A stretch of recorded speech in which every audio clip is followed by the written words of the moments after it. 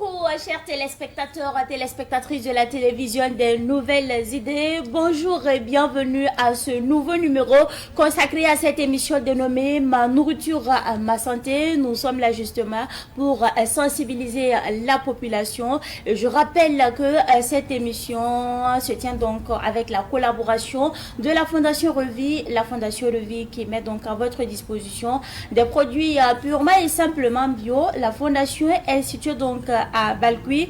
Aujourd'hui, nous parlons de cette thématique. Danger des additifs alimentaires et alternatives locales plus saines. Et pour en parler justement, nous avons l'honneur de recevoir sur ce plateau le docteur Nourodina Esaïe Zungrana, docteur en pharmacie. Docteur, bonjour et bienvenue sur ce plateau. Bonjour Mireille, merci beaucoup. D'accord. Comment se porte la Fondation Revie? Ouais, la Fondation se porte très bien. Elle se porte à merveille. D'accord. Alors docteur, qu'entend-on par additifs alimentaires et pourquoi sont-ils utilisés dans les aliments? Ok, merci beaucoup pour cette invitation. Parce que le thème que nous allons aborder est un thème d'intérêt utile. Donc, déjà à l'entame, quand on parle d'additifs alimentaires, il faut savoir que c'est ce qu'on utilise pour ajouter à nos aliments dans un but bien défini. Voilà, comme son nom le dit, additif, ça veut dire ce qu'on apporte de plus à l'aliment pour le ressortir de son ressort naturel.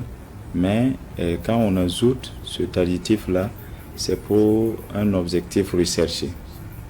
Voilà, donc vous voyez, on utilise ces produits dans le but d'augmenter la durée de vie de nos aliments. Parce que en matière de transformation agroalimentaire, il y a des aliments qui sont très très périssables. Donc le but de les utiliser, c'est pour augmenter la durée de vie de ces aliments-là, ou bien c'est pour essayer d'ajuster, de se conformer aux besoins des consommateurs. Il y a des gens qui ont des préférences bien définies par rapport au goût de l'aliment, par rapport à la consistance, par rapport à la texture. Donc le fait d'ajouter ces additifs-là, c'est pour répondre en partie à ces besoins des consommateurs. Donc en résumé, un additif alimentaire, c'est une substance qu'on ajoute volontairement dans notre aliment pour répondre à un objectif bien défini. Voilà. Et quels sont justement les différents types d'additifs alimentaires que l'on retrouve dans les produits alimentaires et comment les reconnaître surtout? Oui, il y a énormément d'additifs alimentaires, mais il y a la FAO et puis l'Organisation mondiale de la santé qui essaie à chaque fois d'actualiser la liste de ces additifs alimentaires. Mais on les a catégorisés en plusieurs groupes. Donc pour répondre, comment je vais dire ça, les critères organoleptiques, c'est-à-dire les organes de sens. Donc vous allez voir, il y a le groupe de ce qu'on appelle des conservateurs. Les conservateurs, eux, ils vont empêcher les aliments de se dégrader. Voilà, il y a des conservateurs antimicrobiens, des conservateurs antioxydants. Tout ça, on les retrouve dans les aliments. Mais quand on les utilise, l'objectif, c'est pour empêcher la dénaturation de l'aliment. Voilà, il y a aussi les colorants. Donc les colorants, bon, c'est pour apporter une couleur souhaitée à notre aliment. Et même les boissons, vous allez voir qu'il y a des gens qui utilisent des colorants. Donc il y a ce qu'on appelle aussi des exhausteurs de goût. Donc tu peux préparer ton aliment, mais tu sens que le goût est un peu fade, il ne répond pas à tes attentes. Donc qu'est-ce que les gens font? Ils vont utiliser ces substances-là pour rehausser le goût, pour élever le goût jusqu'à atteindre le seuil qu'ils désirent. Donc ça, ce sont les exhausteurs de goût. Et il y a aussi des aromatisants donc, qui apportent le parfum qu'on souhaite. Voilà, il y a même, on les appelle des agents épaississants ou bien des émulsifiants.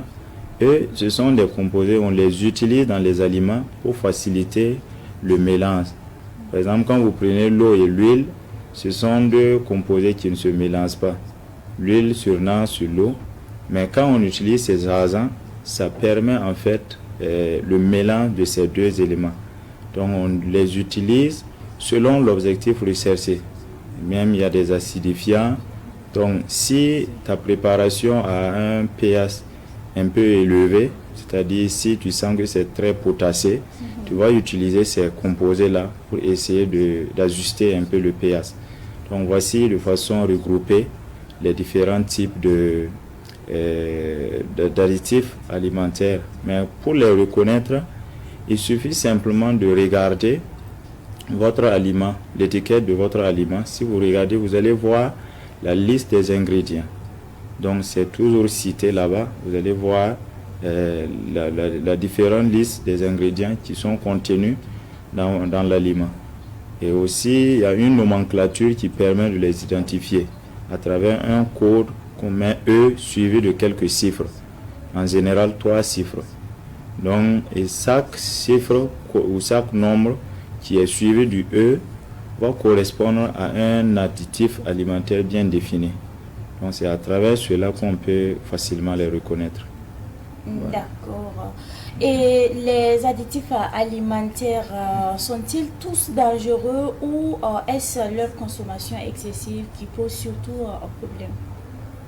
Bon, par rapport à cette question, il faut savoir que ils ne sont pas d'office tout dangereux. Okay. Ils ne sont pas d'office tout dangereux. Et par rapport à cela, il y a ce qu'on appelle la norme en matière d'additifs alimentaires. Et les organismes internationaux ont défini un paramètre qu'on appelle la dose journalière admissible. Et chaque additif alimentaire a sa dose journalière admissible qu'on peut consommer sans problème. Mais le problème qui est là, c'est que avec les habitudes alimentaires des gens, on se retrouve à consommer des nourritures où il y a beaucoup d'additifs alimentaires. Donc, de jour en jour, ces additifs ne font que se cumuler dans l'organisme et à un certain teneur, ça va commencer à devenir nocif pour la santé. Et il y a aussi des additifs alimentaires qui sont reconnus dangereux pour la santé. Voilà, il y a des études, puisque très longtemps, on évaluait en fait la toxicité à l'immédiat. C'est-à-dire, il n'y avait pas ce essai sur le long terme pour évaluer en fait les conséquences sur la santé.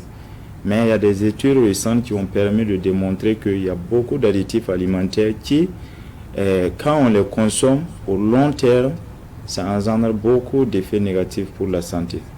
Voilà, donc, et par rapport à cela, ça dépend de l'habitude alimentaire du consommateur, de la dose aussi, et de l'additif alimentaire que la personne prend, et voilà, et aussi du pouvoir même de l'additif alimentaire en lui de causer de dommages à la santé du consommateur. Voilà. Et quels sont donc les dangers réels liés à une consommation régulière d'aliments très riches en additifs donc, sur la santé? Oui. Et il y a beaucoup de dangers liés à la consommation des additifs alimentaires. Donc c'est pourquoi vraiment nous tenons à sensibiliser les gens. Parce que quand vous regardez la pratique quotidienne d'aujourd'hui, quand les gens partent dans les supermarchés, c'est tout ce qui est ultra transformé que les gens consomment, les gens aiment. Les préférences sont tournées vers ces aliments-là. Pourtant, plus l'aliment est ultra transformé, vous allez voir qu'il y a une longue liste d'additifs alimentaires qui est utilisée. Voilà. Et plus il y a beaucoup d'additifs alimentaires, plus ça expose vraiment à la santé du consommateur. Donc, j'ai lu un article qui a mené une étude sur 15 ans où des gens sont exposés à des additifs alimentaires. Ce sont les mêmes additifs là qui se retrouvent couramment, voilà, dans les produits de grande consommation.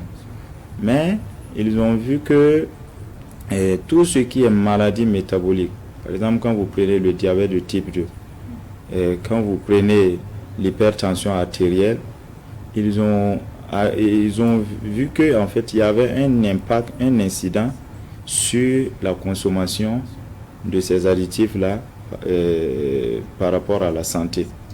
Et il y a aussi les insuffisances rénales, par exemple la consommation des boissons énergisantes.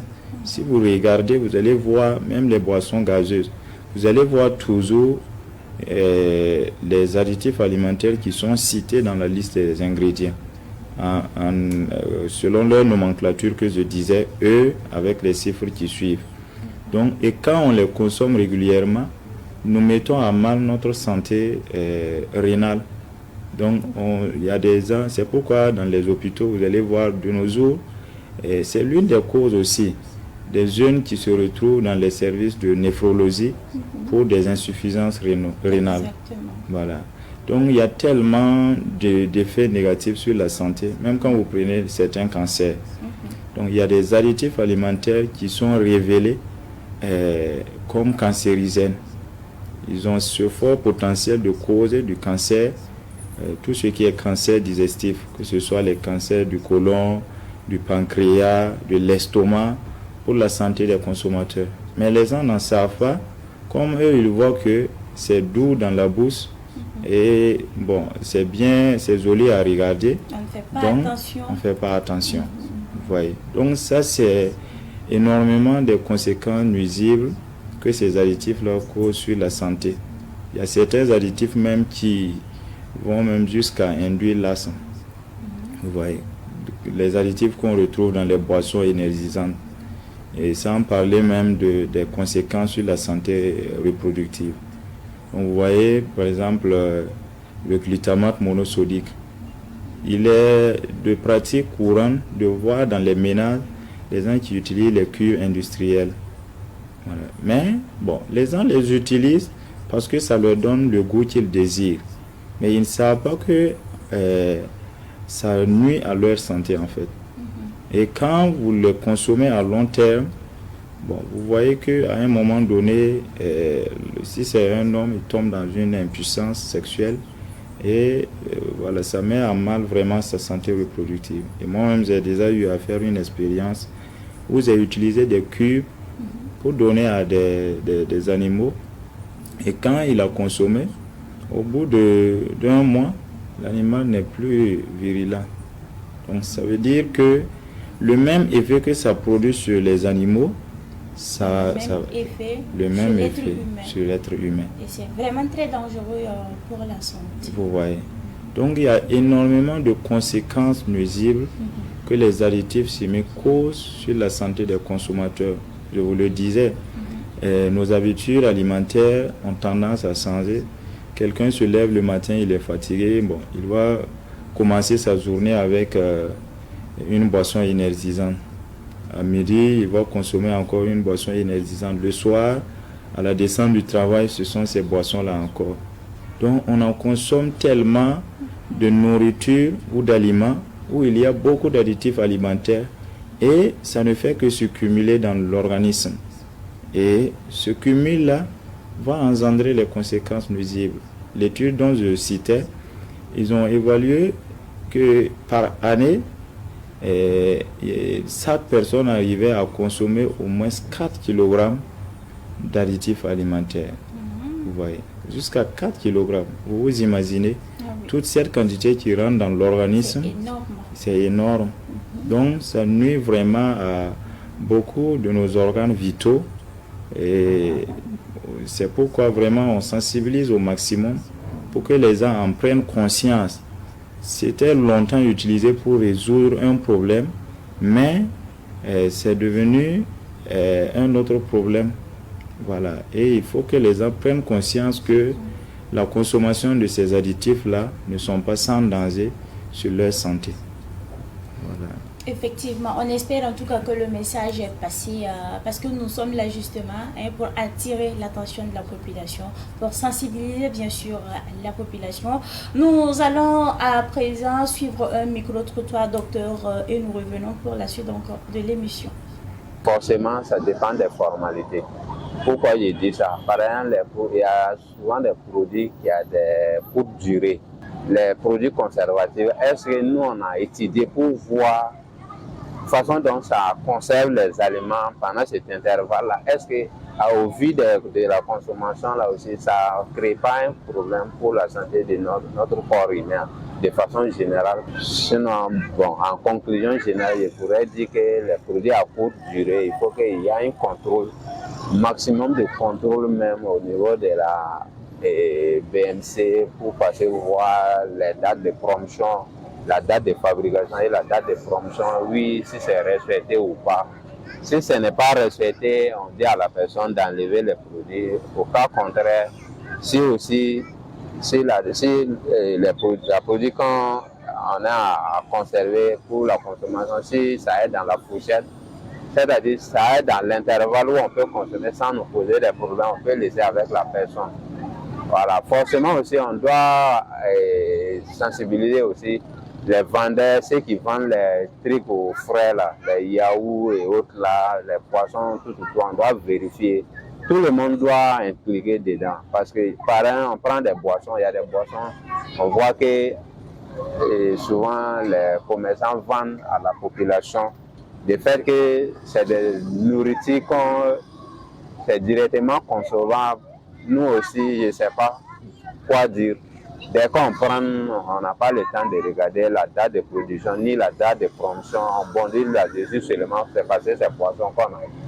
Donc, pourtant, tout ça, ça crée des problèmes pour notre propre santé même. Ce n'est pas bon pour nous, c'est nuisible pour nous, notre corps de façon générale. Donc, pourtant, on doit voir l'intervalle où l'aliment a été produit par l'usine et livré quand et quelle est la date auquel l'aliment ne doit pas être revenu à la population pour la consommation. Donc, puisque j'en pense que ça nuit à notre santé, voilà. La nature ne dépend pas les produits ménagés par les aliments. Par exemple, les mangues comme ça, nous prenons les produits pour pouvoir nourrir.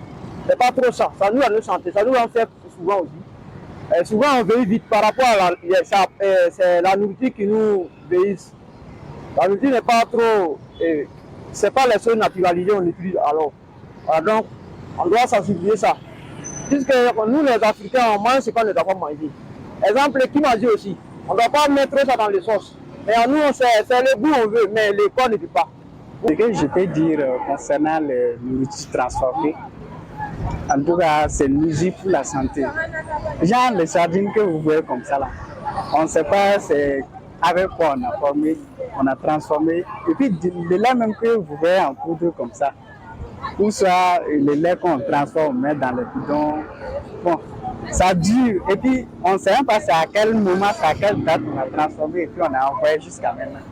Moi, je pense que c'est nuisible pour la santé parce qu'en ajoutant ces choses aux aliments, c'est ça qui nous donne les maladies telles que les insuffisances rénales que nous souffrons aujourd'hui beaucoup.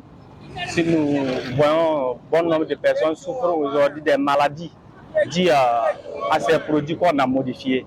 Donc je pense que c'est nuisible pour la santé.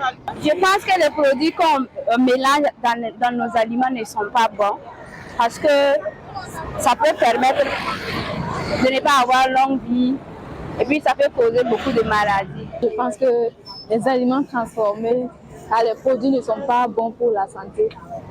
Parce que genre, si on va prendre les poissons comme ça, je ne sais pas quel genre de produits ils ont mis dedans, ils ont déposé. Ça peut faire des années quand c'est gâté. Après, les gens vont boire et puis avoir des ballonnements de ventre et puis autres maladies. À mon avis, pour certains sont dangereux, mais certains qui répondent aux normes, en tout cas, peuvent être acceptés. Donc, je ne suis pas spécialiste en la matière, mais je pense que pour ceux qui respectent la norme, en tout cas, peuvent être consommés. À mon avis, l'idéal, c'est de consommer les produits de façon naturelle. Donc, à défaut, pour nourrir le maximum de personnes, si on doit les conserver avec des produits chimiques, que ça soit en tout cas réglementé et conservé dans les meilleures conditions. En tout cas, des produits vraiment adaptés à cela. Nous sommes donc de retour sur ce plateau, docteur. Après ce micro-trottoir, nous poursuivons bien sûr l'émission. Alors, docteur, existe-t-il de personnes vulnérables aux additifs alimentaires? Oui, très bonne question. Il existe des personnes qui sont hautement vulnérables à ces additifs alimentaires. notamment les enfants. Quand vous prenez les enfants, jusqu'à l'âge de 7 ans, même plus, leurs organes ne sont pas encore bien développés comme ça.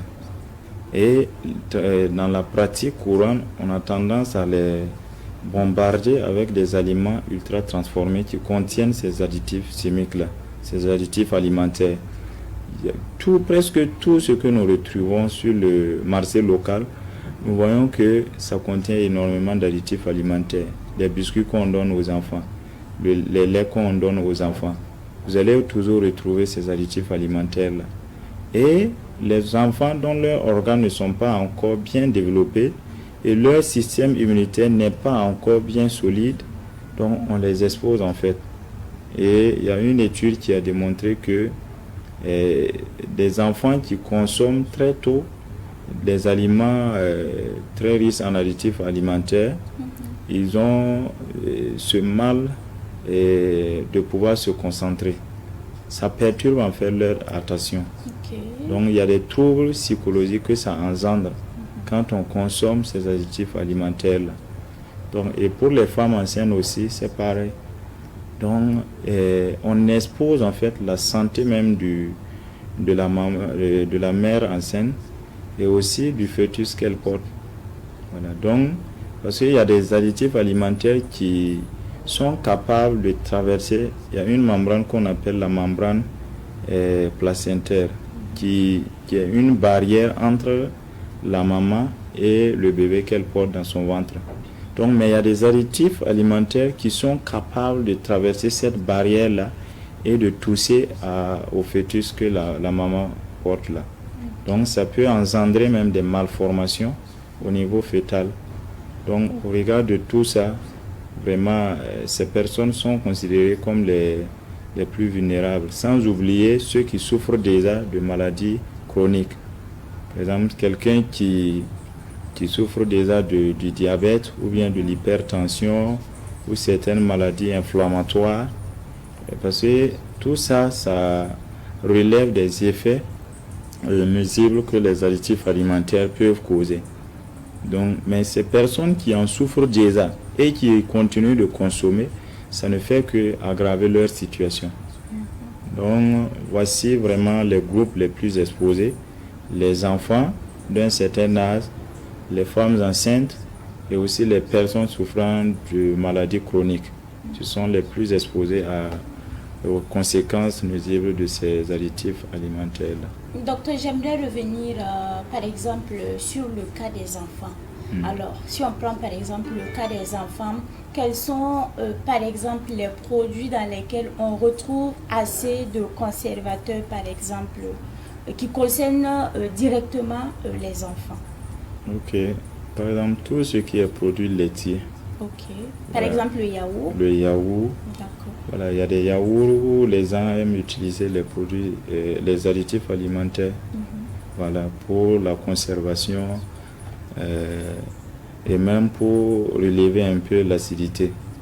Donc, et pourtant, ce conservateur-là ou cet acidifiant nuit à la santé de l'enfant. Vous voyez.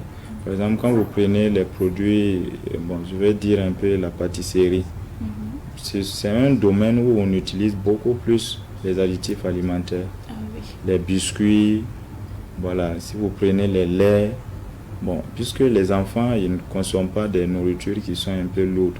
Donc, c'est tout ce qu'on trouve facilement accessible qu'on les donne. Et dans ces aliments-là, il y a énormément ces additifs. Donc, vous voyez. Donc, enfin, pour dire simplement que dans ces aliments-là, voilà, on retrouve pas mal d'additifs qui nuisent à la santé de ces enfants-là. D'accord. Et comment un consommateur peut-il apprendre à lire une étiquette pour faire un meilleur choix, docteur? Ok. Donc, par rapport à cela, c'est déjà de savoir que quand on prend un aliment, il y a la liste des ingrédients qui composent cet aliment. Et quand tu prends l'étiquette, tu dois d'abord voir la liste des ingrédients. Plus la liste en ingrédients est longue, il faut savoir que l'aliment s'écarte de son aspect naturel.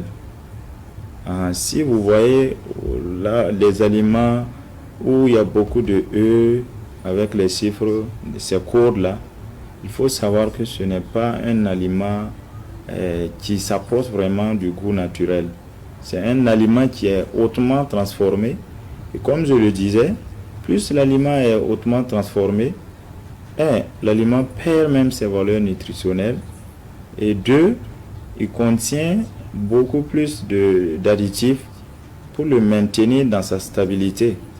Et en ce moment, ça met à mal la santé du consommateur. Donc quand le consommateur prend une étiquette, il doit vraiment voir la liste des ingrédients et privilégier au moins les aliments qui comportent moins d'additifs alimentaires. Voilà. Et comment la Fondation Revie accompagne-t-elle la population vers une alimentation saine, une alimentation équilibrée surtout? Oui. La Fondation Revie a pour mission principale de contribuer à la sécurité alimentaire des gens. Okay. Voilà. Donc, elle met vraiment à la disposition de la population des produits qui sont purement bio. Quand on parle du bio, c'est pas juste le jargon. Voilà, il y a des gens qui disent bio, mais qui ne contrôlent pas la chaîne. Donc, la Fondation, depuis le sang jusqu'à l'assiette, contrôle toutes les étapes pour mettre en place des produits qui sont vraiment bio. Voilà, donc non seulement elle produit le bio, mais elle est aussi dans la transformation. Parce qu'on ne peut pas consommer les produits bruts comme ça. Il faut les transformer pour rendre facilement consommables à la population. Donc, et dans la transformation, la Fondation Revie se fait accompagner par des institutions de l'État qui sont dans la recherche, en l'occurrence de l'IRSAT. Voilà, ce sont des chercheurs qui accompagnent la Fondation pour mettre en place vraiment des produits qui répondent aux normes de qualité et qui garantissent vraiment la sécurité alimentaire des consommateurs et aussi les valeurs nutritionnelles. Donc la Fondation met vraiment à disposition de la population ces produits-là. Par exemple, vous avez des assaisonnements qui remplacent en fait tout ce qui est assaisonnement industriel qui nuisent à la santé des gens.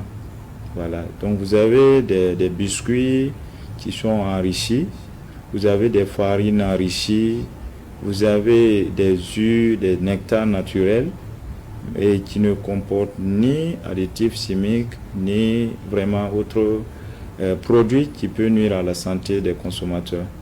Voilà. Donc déjà il y a la production et la transformation que la Fondation Revie fait et aussi par son engagement communautaire à travers la sensibilisation comme cette émission-là. Voilà. Donc elle essaie vraiment de sensibiliser la population pour qu'elle en prenne conscience des dangers existants et aussi que la population prenne du recul à la consommation vraiment des produits ultra transformés. C'est ça. D'accord, docteur. Nous sommes à la fin de l'entretien. Des conseils pour finir? Ok. Comme conseil, nous ne sommes pas là pour choquer les gens, mais nous sommes là pour vraiment les appeler à prendre conscience qu'il y a un danger qui est là et il faut prendre des mesures pour éviter ce danger. Et une des mesures, on ne change pas une habitude de façon brusque, mais c'est de façon progressive que les gens commencent déjà à voir par jour qu'est-ce qu'ils mettent dans leur bouche, qu'est-ce qu'ils amènent en famille pour la cuisine et qu'ils commencent à remplacer ce qui est importé, qui nuise à notre santé et que les gens commencent à consommer les produits locaux qui sont là, qui ont des valeurs nutritionnelles élevées et qui garantissent encore leur santé. Parce que quand tu investis dans ta santé, c'est le meilleur investissement que tu puisses faire. Mais quand on continue de nous alimenter avec des produits importés, non seulement nous finançons l'économie extérieure, mais nous nuisons à notre santé. Donc c'est pourquoi vraiment comme conseil que j'ai à donner à tous ceux qui nous écoutent, c'est de commencer à intégrer ça dans leur habitude, de consommer ce qui est local.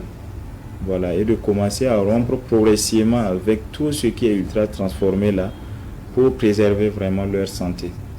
Parce que ce que tu consommes détermine vraiment ta santé. Effectivement. Merci bien pour ce message, docteur. Je rappelle que nous recevions sur ce plateau le docteur Nouroudina Ezaïe Zungrana. Il est docteur en pharmacie. Merci à vous encore une fois de plus d'être passé sur ce plateau. Alors, chers téléspectateurs, téléspectatrices de la télévision des Nouvelles Idées, c'est tout pour aujourd'hui. Hein, c'est tout pour ce nouveau numéro de votre émission Ma Nourriture, Ma Santé. On se retrouve à très prochainement pour un nouveau numéro de votre émission Ma Nourriture, Ma Santé. On se dit bye bye et à très bientôt.